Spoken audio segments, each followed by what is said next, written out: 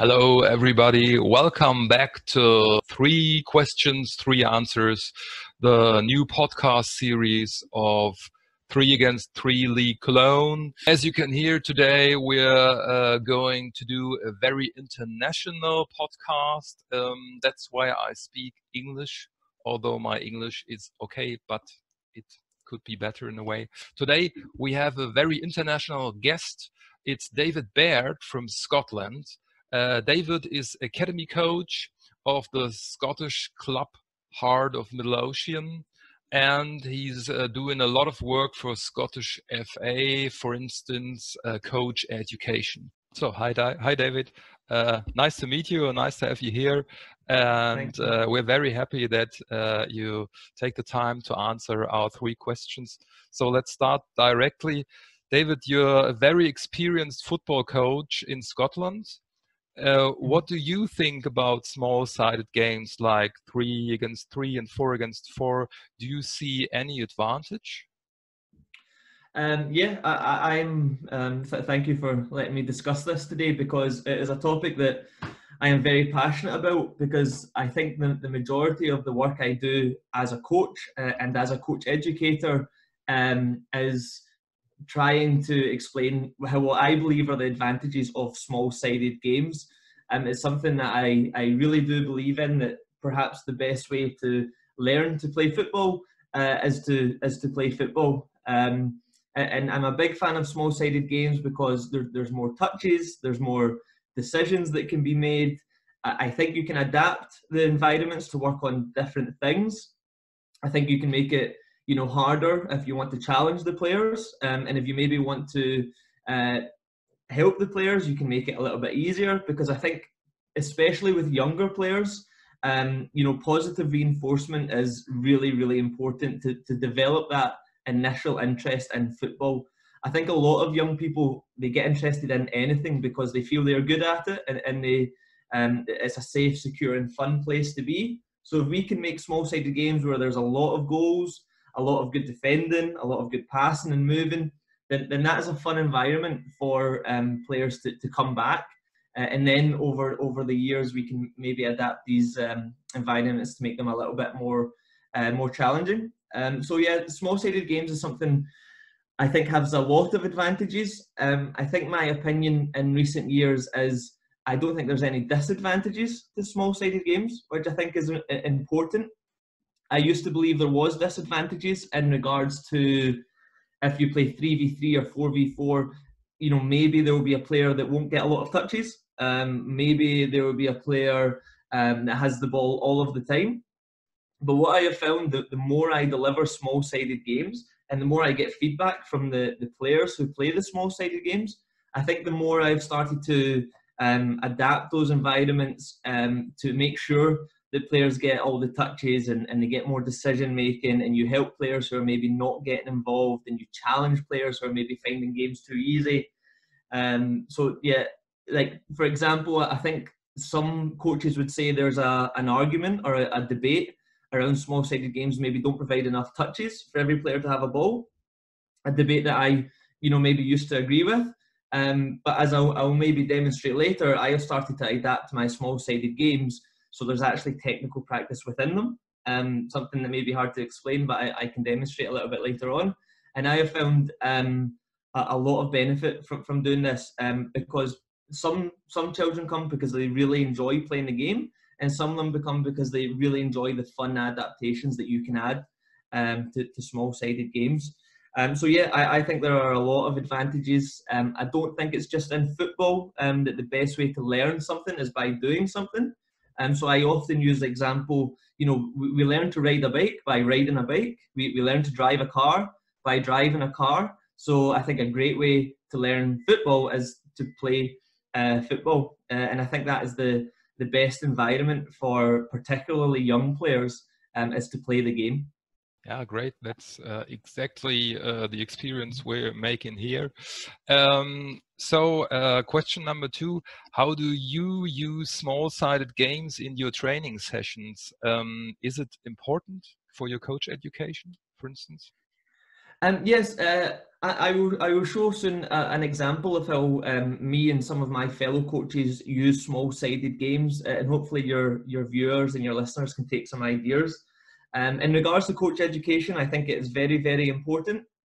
I think we're very good as a coaching culture within Scotland of sharing this idea, but not necessarily dictating this idea. You know, we don't say you must do it this way, but we do say that this might be a good idea to use the game.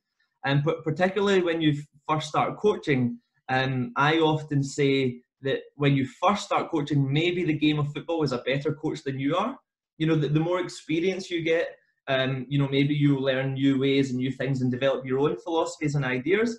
But maybe the first thing is just to almost be a facilitator of football. You know, be able to create fun, safe environments where players can play football. And once you can do that and you increase your own knowledge, then maybe you can start to do, I don't know, more advanced drills or practices, etc. But I think the game of football is a great teacher, and that's a message that we are really, really keen on, particularly in the modern environment where a lot of children, they maybe don't play football in the street so much. So we maybe need to build that into our training practices and our training sessions.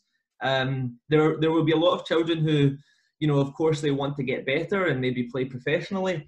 There will be a lot of children that see football on the television, on the games consoles, and they're just looking for somewhere to play football because they maybe don't play in the street anymore. So this is a message that we are very strong on, that when they come to football training or football practice, let's make sure we have some football, you know, just playing football there, because it may be the only time and the only place that they get the opportunity to play football. And I think it's quite well understood that a lot of very, very good footballers, that was their background, and it was playing football, and it was playing football in the street. And in this particular culture, in this particular time in Scotland, there's not a lot of street football, so we try and encourage within coach education that we try and have more game time, because it's fun, but also because we think it's a great way to learn. You know, there's constant decisions, there's constant touches. It's very realistic to the real game of football, small-sided games, because the picture is always changing. It's kind of disguised fitness. There's a lot of fitness, but it's fun fitness because you're chasing the ball, you're defending, you're always close to the opposition goal, so you're always interested to try and find a solution to score. But if you lose the ball, you're always close to the goal that you're defending, so you're really interested to try and find a solution not to concede a goal. So we do say this in coach education, and we have some fantastic programs here. There's a local professional football club that has the Play the Game program, which is just trying to share this message of the benefit of playing the game. The Scottish Football Association has a program called the Club Support Program, where the Scottish Football Association staff go to clubs, and we support the clubs to help facilitate football, and that may be providing footballs, providing equipment and goals, but most importantly providing the message that it is important to play small-sided games of football. So I think it's very much part of our coach education system here. And if you don't mind, I can show you a short presentation to show how I specifically use small-sided games within my coaching. So this is actually from a coaching resource that I am going to make available to share the idea of exactly what we are discussing today. That a good way to practice is through play. You know, we can practice football while we are playing football. And it says here that if you give children the opportunity to play in a challenging and a fun situation, this allows them to test their understanding, their capabilities, but they can constantly be trying to push those boundaries. They're in an environment where it's okay to fail, because every time you fail, you will learn. So trial and error. And it also explains that maybe one of the best things we can do as a coach is be patient and allow the players to do this process, which is very hard, because sometimes we want to instruct and give answers and create drills to help players, but maybe just letting them play might be the best way to do this.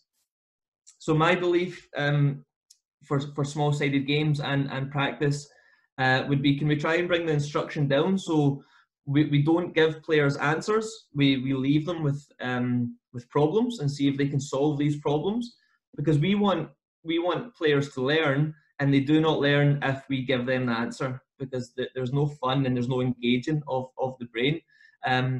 We need to let them find the solutions. So as coaches, we bring the instruction down, bring the environment up, the way we design small-sided games, the way we adapt and change the problems. So the environment's all about giving them problems.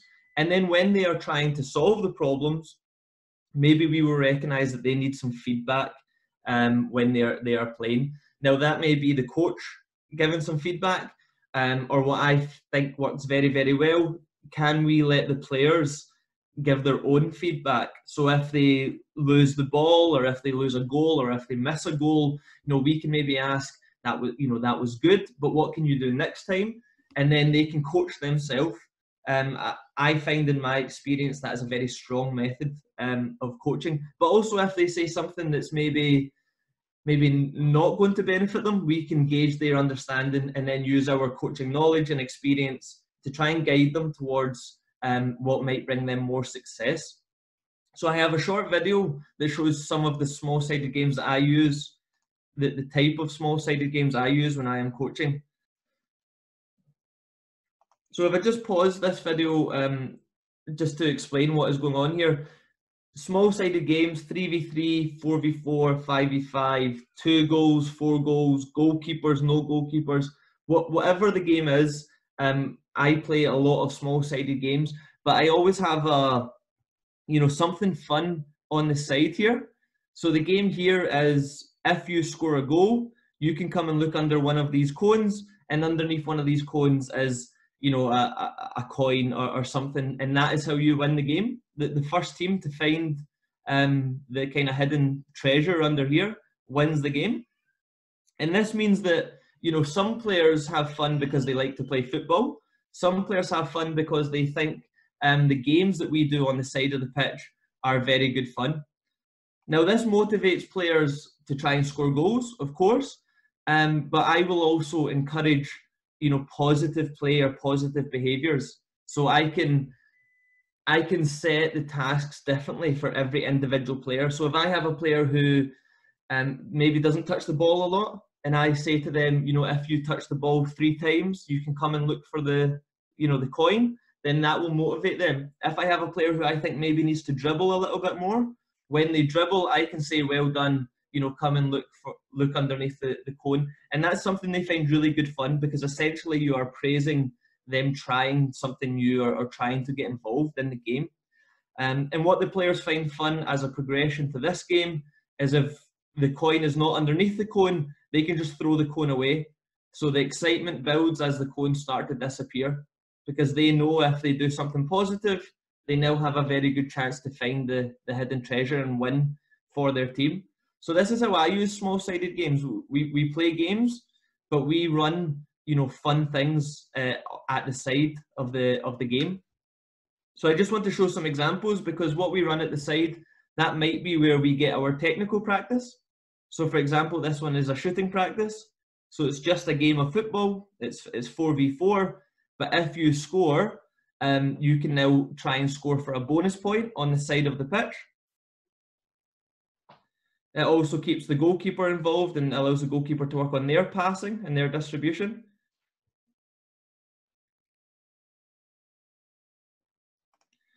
And what we find in these games, in regards to, we bring our instruction down, so they don't learn through our voices, they learn through the environments, that the player thinks that they're just getting an extra practice of shooting the ball, but really now the other team get a chance to practice 3v2 attacking, and the team has to practice 2v3 defending, and they need to try and delay until their teammate gets back from shooting the ball.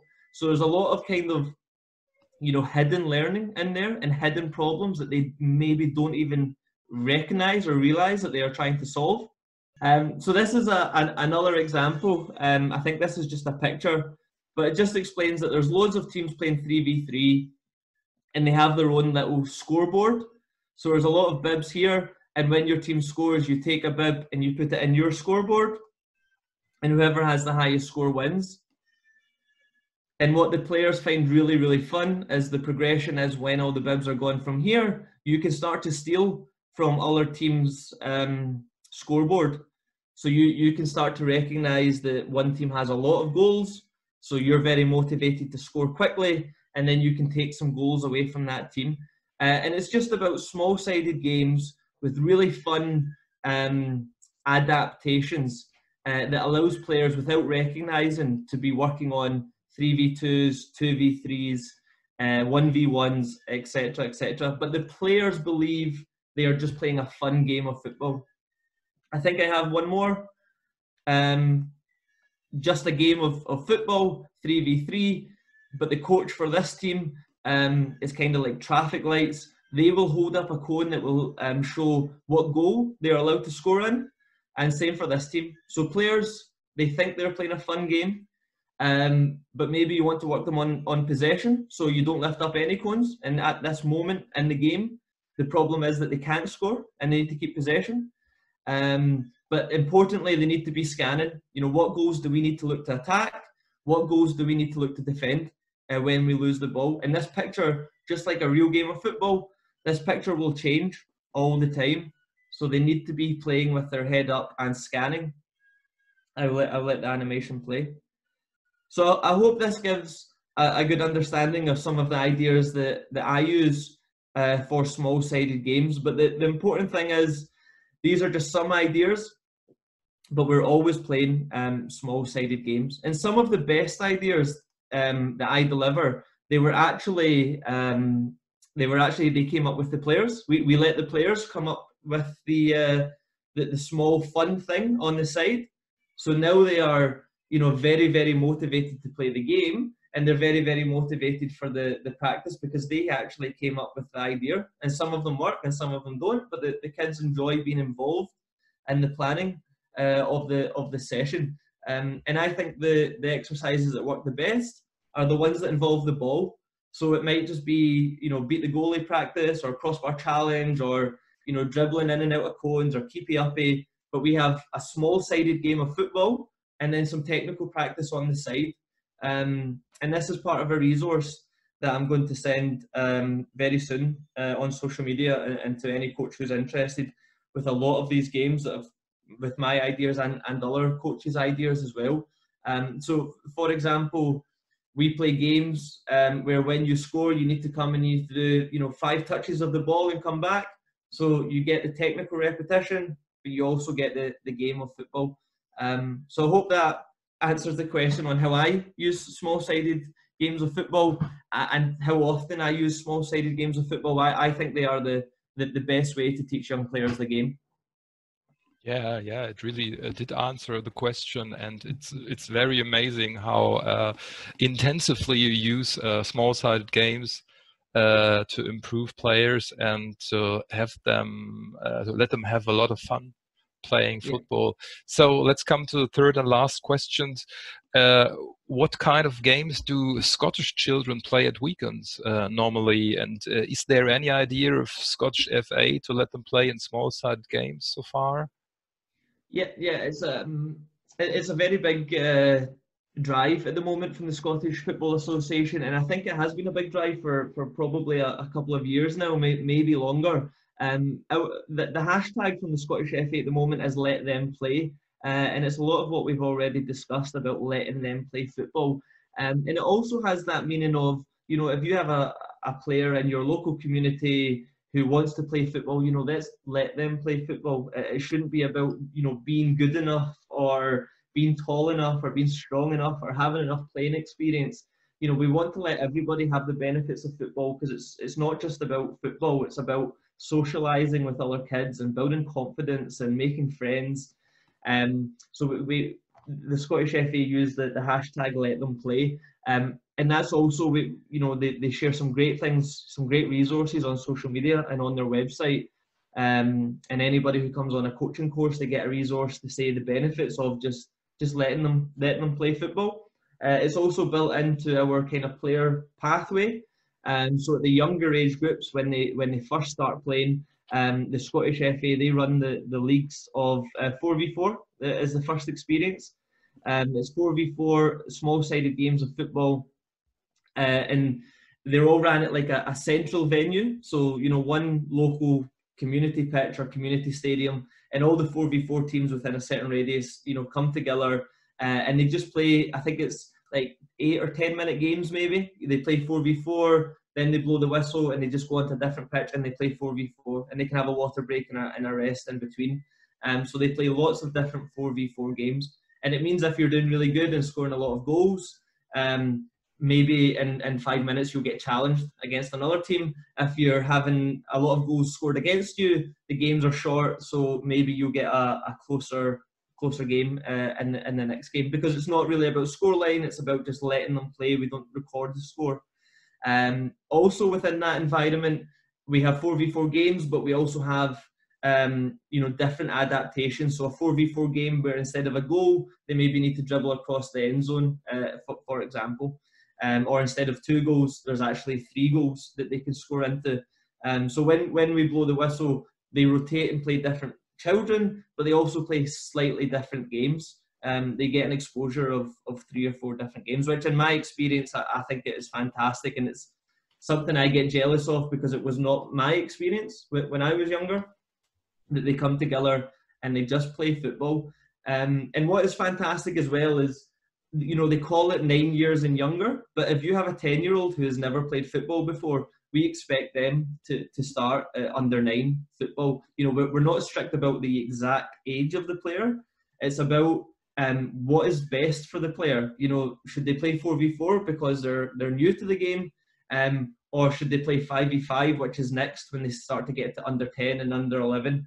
And 5v5 is just games, but we introduced a goalkeeper at 5v5, and then we go 7v7, and then we go 9v9, and then we go 11v11. So I believe, in my experience, we have a very progressive player pathway here, where there's opportunities for people to fit in at all age groups. 4v4, 5v5, 7v7, 9v9, into 11v11. Under 13, for example, you can have the choice if you're ready to play 11v11. If you think it's not going to be too big a pitch and too big a goal, you can play 11v11.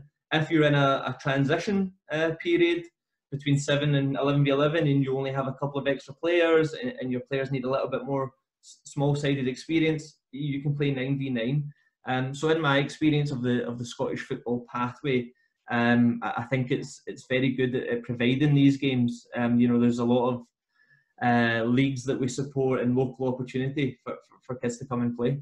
Thanks a lot. Many greetings Thanks. From Cologne to Scotland, and I hope we keep contact and Yes.